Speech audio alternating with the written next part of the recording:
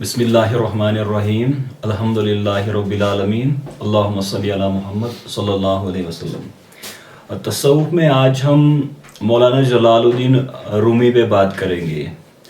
تو اس میں ایک دو حصوں میں ہم جو شعراء صوفی پوئٹس گزرے ہیں ان پہ بات کریں گے۔ تو اس میں سب سے پہلے ہم جلال الدین رومی کے بارے میں بات کریں گے۔ آپ 604 ہجری 1207 عیسوی میں پیدا ہوئے اور 672 یعنی 1273 عیسوی میں آپ کا وصال ہوا۔ تو اصل میں جو ان کو رومی جو کہا جاتا ہے وہ اس وجہ سے کہا جاتا کیونکہ آپ نے مطلب جو سکونت اختیار کیا، آپ رہنے گئے تھے وہاں جس کو اناٹولیا یا ایشیا مائنر جو کہ آج کا جو جدید ترکی جو ہے مطلب ماڈرن ترکی، وہ جو علاقہ ہے اس میں آپ رہنے گئے تھے کونیا کے مقام پہ، تو اس کو روم کہا جاتا تھا، اس وجہ سے آپ کو رومی کہا جاتا ہے۔ تو اصل میں آپ خراسان یعنی آپ کے ولد فیملی جو آپ کا ولد خاندان تھا وہ خراسان کا رہنے والا تھا، وہاں بلخ کے نزدیک آپ مطلب اصل میں آپ رہنے والے تھے۔ پھر آپ وہاں سے ہجرت کر کے وخش وہاں پہ آپ چلے گئے اور شاید آپ وہیں پہ پیدا ہوئے تھے، اور اس کے بعد آپ سمرقند آپ کے خاندان نے ہجرت کی تھی۔ تو پھر آپ وہاں سے کونیا جو کہ اناٹولیا یعنی جو آج ترکی کا جو علاقہ ہے وہاں آپ رہنے گئے تھے۔ تو آپ کے جو والد تھے بہاؤدین ولد، تو یہ بھی ایک صوفی تھے۔ تو اسی پیریڈ میں منگولوں نے وہاں پہ حملہ کیا تھا اس علاقے پہ، تو آپ کچھ تو یہ کہتے ہیں کہ ایک باطنی اشارہ آپ کو مل گیا تھا تو آپ بچ گئے تھے، جو وہ منگول مطلب جنہوں نے وہاں پہ وہ ڈیواسٹیشن پورا تہس نہس کیا تھا اس علاقے کو، تو آپ وہاں سے یعنی ہجرت کر کے یہاں پہ آ گئے تھے۔ تو اس دوران وہاں پہ سلجو کی حکومت تھی۔ تو آپ جب وہاں پہ آئے تھے تو قریباً 1256 میں منگول نے اس علاقے پہ بھی حملہ کیا تھا، یعنی جہاں پہ جلال الدین رومی رہ رہے تھے، لیکن اس میں بھی آپ بچ گئے تھے، اور کیونکہ منگول نے وہاں پہ ان کو مطلب پہلے نے ان کو چھوڑ دیا تھا عام لوگوں کو اس ٹائم۔ اچھا، آپ مطلب جو انفلوئنس تھا اس پہ آپ پہ جو یعنی مولانا رومی پہ جو انفلوئنس تھا تو اس میں سب سے مطلب ابو سعید ابن ابی الخیر جس پہ ہم بات کر چکے ہیں، اور اسی طرح سے حجت الاسلام غزالی کا آپ پہ بہت اثر تھا۔ تو اگر آپ شعراء کی بات کریں گے تو فرید الدین عطار ان پہ ہم بات کریں گے، اسی طرح سے حکیم سنائی، یعنی یہ دو بڑے صوفی شعراء تھے جنہوں نے جلال الدین رومی کو بڑا انفلوئنس کیا تھا۔ تو کیونکہ آپ کے والد صاحب کا جلدی انتقال ہو گیا تھا تو پھر ان کے ایک شاگرد تھے سید برہان الدین محقق الترمذی، جو کہ 1241 ہجری میں ان کا وصال ہوتا ہے۔ تو جب یہ وہاں خراسان سے نکلے تھے، کیونکہ ان کے والد کے شاگرد تھے، تو ان کی کوئی 10-15 سال تک ملاقات نہیں اس فیملی سے ہوئی۔ اس کے بعد وہ کونیا ان سے ملاقات کرنے آئے تھے، یعنی برہان الدین محقق یہ جو بہاؤدین ولد تھے ان سے ملاقات کرنے آئے تھے۔ تو انہیں وہاں پہ پتہ چلا کہ مطلب ان کا وصال ہو گیا تھا، اور اس ٹائم پہ کہا جاتا ہے کہ مولانا رومی بھی مطلب جو ان کے والد تھے ان کے خلیفہ بننے کے مطلب حق میں نہیں تھے، یہاں ان کا جو مدرسہ تھا اس کو چلانے کی مطلب وہ ابھی اس کے لیے تیار نہیں ہوئے تھے۔ اس وجہ سے جو یہ مطلب بہاؤدین محقق یہ جو برہان الدین محقق تھے، انہوں نے مطلب وہاں پہ اس کو اپنے ہاتھ میں لیا، اس کا کام آگے چلایا۔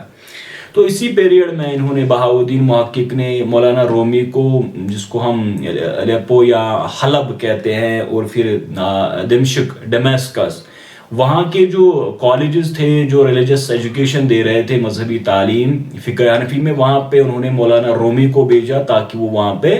تعلیم حاصل کرے۔ تو آپ نے باقاعدہ جو تعلیم حاصل ہوتی ہے وہ آپ نے وہاں پہ تعلیم حاصل کی تھی، حلب میں، دمشق وغیرہ میں آپ نے وہ جو حنفی وہاں پہ مدارس تھے مدرسہ تھا اس میں آپ نے تعلیم حاصل کی۔ تو جب آپ وہاں سے یعنی ایجوکیشن تعلیم واپس کر کے آئے، اور اس ٹائم مطلب آپ سے کہا گیا کہ انہوں نے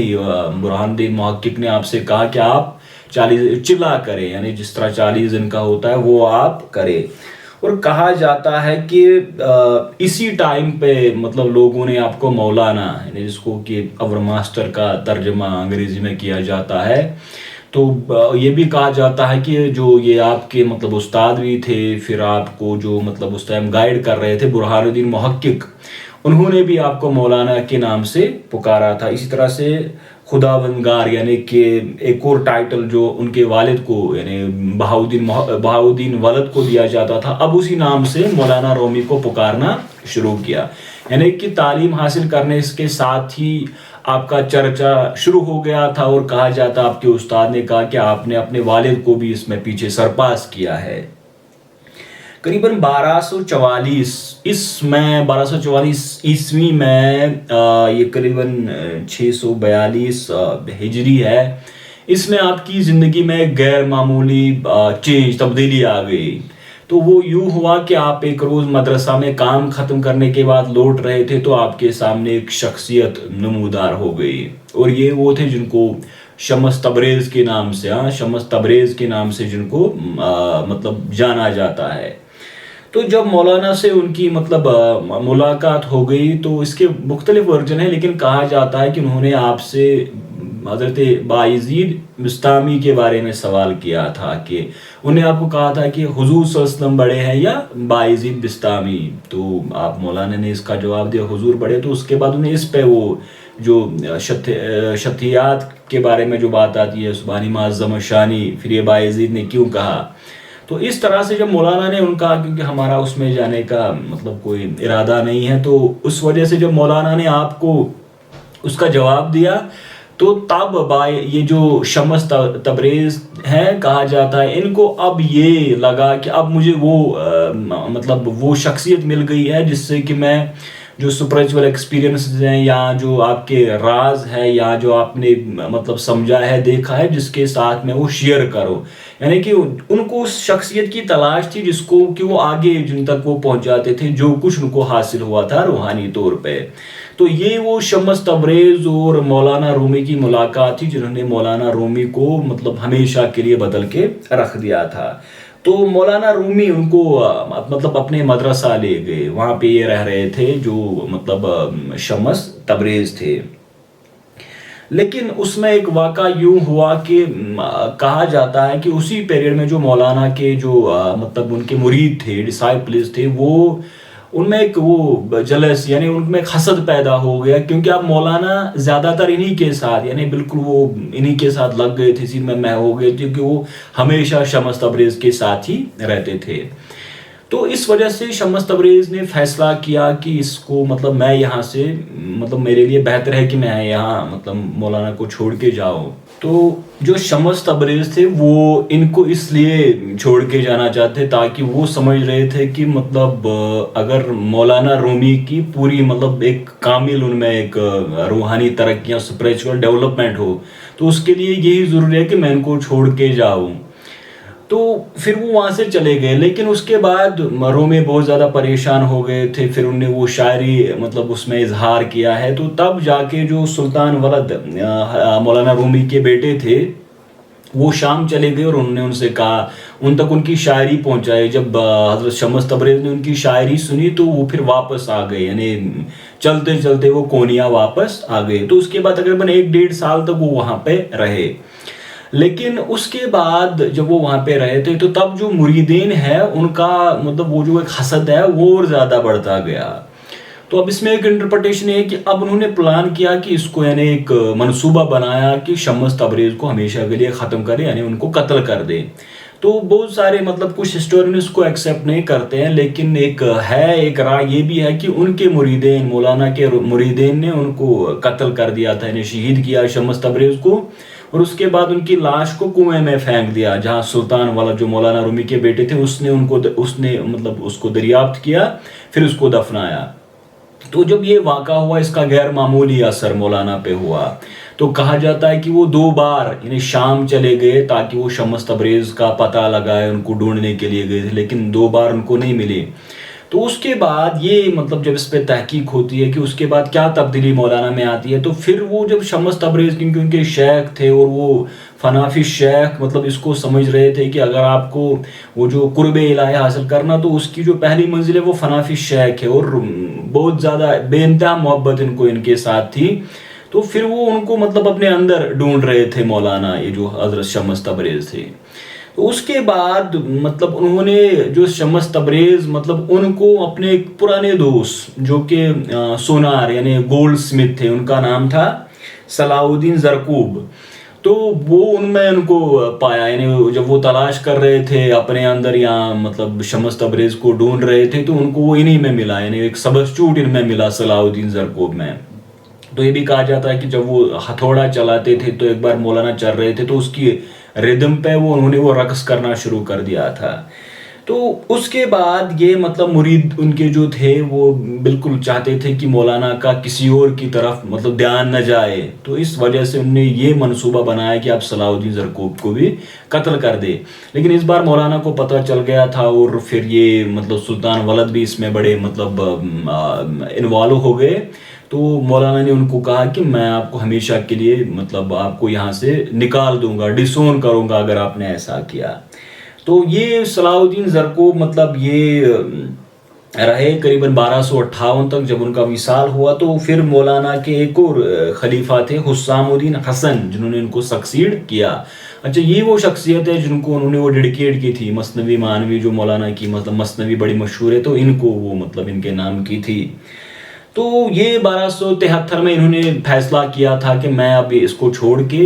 سلطان ولد کے لیے مطلب جگہ یہاں پہ چھوڑ دوں تاکہ وہ اب خلیفہ بنے. لیکن سلطان ولد نے مطلب جب تک وہ زندہ تھے 1284 تک، اس ٹائم تک وہ خلیفہ مطلب بننے کے لیے تیار نہیں ہو، تو تب انہیں سکسیڈ کیا. تو اس کے بعد وہ جو مولانا کا مولاویہ آرڈر جس کو عموماً کہا جاتا ہے کہ ایک خاص طرح کا آرڈر بنا، تو وہ یہاں پہ بنا. تو یہ شمس تبریز ایک مطلب غیر معمولی شخصیت ان کے لیے تھی. اب جو ان کی ہے جس کو مثنوی معنوی جو کہا جاتا ہے، ان کی جو بڑی مشہور ہے، ایک بڑا لٹریچر کا بھی ایک مطلب ماسٹر پیس ہے. اس کے بعد ایک فکر کا، یعنی وہ تو نہ تب مطلب یہ جو تحقیق سے پتہ چلتا ہے کہ نہ تو وہ اپنے آپ کو ایک فلاسفر کی طرح پیش کر رہے تھے، نہ ایک شاعری. تو اس کا ترجمہ پوئمز آف انر میننگ یا کوپلیٹس آف اسپریچول میننگ، یہی اس کا ترجمہ کیا جاتا ہے. تو ان میں ایک خاص تھا، یعنی مولانا کا ایک ذکر کو وہ بہت زیادہ امپورٹنس دے رہے تھے، اور ان کی وہ ذکر اللہ اللہ اللہ اس طرح سے وہ کرتے تھے. اور وجد سما کی ایک مطلب ان کو پڑھا جاتا تھا وہاں پہ. اس کے بعد وہ ایک جس کو داوری سرکولر طریقے سے وہ بیٹھتے تھے، یعنی ایک دائرہ بنا کے بیٹھتے تھے، اور پھر اس میں وہ مقابلہ یعنی فیس ٹو فیس آمنے سامنے ہوتے تھے. یہ جب یہ سنا جاتا تھا، اس کے بعد وہ جو ایک یعنی ٹرکش میں جس طرح وہ ایک مطلب چرخ خدان جس کو ریلنگ کہا جاتا ہے، یعنی وہ ایک گول گول طرح سے وہ روٹیٹ کرتے تھے. تو مطلب اگر مولانا کو مطلب مولانا رومی کو دیکھا جائے تو وہ جب وہ لکھتے تھے تو پہلے وہ فنا فی الشیخ کے بارے میں بات کرتے ہیں، اس کے بعد فنا فی اللہ. تو مولانا کا مطلب اس میں آپ دیکھیں گے تو وہ یہی کہتے تھے کہ یعنی جب انہوں نے اپنے شاگردوں کو بھی بتایا کہ سب سے پہلے مطلب شریعت کی اہمیت ہے، تو اس کو اپہولڈ کرنا، یعنی اس کا احترام کرنا اور اطاعت کرنا ہے جو کچھ شریعت کہتا ہے. تو اس کے بعد آپ تزکیہ نفس کریں گے، آپ محاسبہ کریں گے، آپ تزکیہ کریں گے، پھر آپ ذکر کریں گے، پھر وہ منازل، مقامات، احوال جن پہ ہم بات کر چکے ہیں، تو یہ سارے آپ پریکٹس کریں گے، یعنی ان میں آپ ماہر بنو گے، تو تب آپ دوسرے درجے پہ پہنچو گے جس کو کہ وہ طریقت کہتے ہیں. اس کے بعد ایک سفر شروع ہوتا ہے جس کو عشق کہتے ہیں. انہوں نے عشق استعمال کیا ہے جہاں پہ ایک عاشق ہے اور وہ فنا ہو جاتا ہے اپنے معشوق میں، جس کو کہ امرس یعنی ایک طرح سے فنا ہونا. تو یہ ایک مطلب فلسفہ ہے ان کا. لیکن فنا وہ یہ نہیں کہتے ہیں کہ فنا کے بعد ختم ہے، بلکہ وہ اس کو اس طرح مثال دیتے ہیں جیسے مطلب سورج، اگر کسی جگہ کوئی مطلب دیا جل رہا ہو، کینڈل جل رہا ہو، تو لیکن جب سورج نکلتا ہے تو وہ اپنا وہ مطلب اس طرح سے جلنا بند نہیں کرتا ہے، بلکہ وہ جلتا رہتا ہے، لیکن سورج کی روشنی میں وہ دکھائی نہیں دیتا ہے. تو یہی وہ فنا مطلب سمجھاتے تھے. لیکن اوورآل اگر آپ اس کی تھا تو وہ مطلب جو تصور خدا یا اللہ کا تصور ہے اس کو پیش کرتے ہیں کہ خدا کا مطلب یہ خدا ہے کیا، پھر اس پہ بات کرتے ہیں. اسی طرح سے پھر وہ مطلب تخلیق کریشن پہ بات کرتے ہیں کہ یہ انسان کی مطلب جب انسان پیدا ہوا تو تب اس کا کلمنیشن یعنی وہ اپنے عروج کو انسان کی تخلیق کے ٹائم پوری ہو گئی. اس کے بعد وہ انسان پہ بات کرتے ہیں کہ انسان یہ کس چیز کا بنا ہوا, یعنی کہ یہ جو مٹی ہے یہ مطلب روح ہے. اس کے بعد وہ ایک خاص طرح کا ایک کہتے ہیں کہ ایک لطیف چیز ہے جو پیغمبروں میں یا اولیاء میں ہوتی ہے, اور وہ جب مطلب وہ کس طرح سے ان میں وہ کیا خاص چیز ہوتی ہے. اور پھر وہ اس پہ بات کرتے ہیں کہ ایک آدمی قرب الہی کیسے ان کو حاصل ہو, وہ فنا فی الشیخ, اور اس کے بعد فنا فی اللہ کی بات کرتے ہیں. یعنی انسان کو اپنے اندر, اسی لیے وہ جیسے وہ لگتا ہے کہ وہ کہانیاں سنا رہے ہیں, لیکن وہ چاہتے ہیں اس میں کہ کچھ خاص چیزیں جن کو انسان کو اپنے سے دور کرنا ہے, اور کچھ چیزیں ایسی ہیں جن کو انسان کو اپنے اندر کلٹیویٹ کرنا ہے, یعنی پیدا کرنا ہے, جس کو وہ اخلاق کہتے ہیں ہم. تو اس وجہ سے کہ تاکہ وہ مطلب یہ جو مطلب پروردگار ہے خدا ہے اس کا قرب حاصل ہو. تو وہ مطلب یہ جو دنیا کیسے اس میں کیا پرابلمز ہوتے ہیں وہ اس میں وہ مثال دیتے ہیں کہ جیسے وہ ایک مطلب ایک سیڈ ایک دانہ ہے, تو وہ اندھیروں میں یعنی مٹی کے اندر وہ ہوتا ہے, اس کے بعد وہ باہر آتا ہے اور پھر اس میں پھل لگ جاتے ہیں. تو اسی طرح سے ایک آدمی مطلب وہ کیسے گرا ہوا ہے اس ظلمت میں, اور پھر وہ وہاں سے کیسے نکلے, اور اس کے بعد وہ ایک پھلدار درخت کیسے بنے. تو پھلدار وہی ہے جو عشق ہے, اس کے بعد فنا ہے. تو یہ ایک بڑا مطلب اس کی جو ایک تھاٹ جو ہے مولانا کا, وہ اس پہ بہت بات ہو سکتی ہے, لیکن اوورآل آپ دیکھو گے عموماً اس کو یہی سمجھا جاتا ہے کہ وہ ایک شاعر تھے, اس طرح سے لکھتے. لیکن ان کی زندگی میں تعلیم باقاعدہ مولانا نے حاصل کی, اور اس کے بعد جو مطلب شمس تبریز کے ساتھ اس کی قربت تھی وہ ایک خاص معمولی. تو پھر ایک اور بات اس میں کہ مولانا بھی سازشوں کے شکار ہو گئے, یعنی ان کے شاگردوں نے ان کے شیخ کے خلاف یہ سازشیں کی, اور اس کے بعد انہوں نے کبھی بھی مولانا کے ڈیسیجن کو ایکسیپٹ نہیں کیا, چاہے وہ صلاح الدین زرکوب کے معاملے میں تھے کیونکہ وہ اس کو سمجھتے کہ یہ بھی اس لائق نہیں ہے, کیسے ایک سونار ہمارا شیخ بن سکتا ہے. اس کے بعد حسام الدین حسن, اس پہ ان کے ساتھ ایک حسد ہوا. تو اوورآل اس پیریڈ میں مطلب